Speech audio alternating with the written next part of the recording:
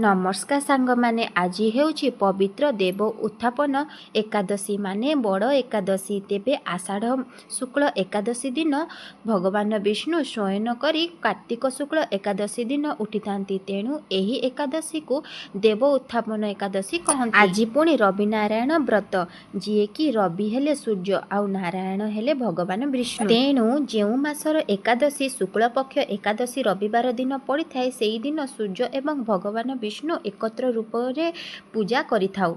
सेही दिन को रवि नारायण व्रत कुहा जाय। पूजा कले आमर पाप क्षय होई थाए। मु तो ए व्रत कर नथिली, किंतु सूर्य को पूजा करी वृंदावती को पूजा करथली। तापरे भोग खाई सारी रोसई करली। रोसई सारी रोसई घर को सफा सुतरा कर देली। तापरे खाइबा पाए बाढ़ी देली। आज खाइबारे बनेइथिली अरुआ भात, देसी मुग डाली, बाइगण चिप्स, भेंडी भजा और बाइगण आलू तरकारी। तापरे आमे समस्ते खाई बसिलु। आजिर भिडियोटी एठी रखिली, काली पुणी देखा।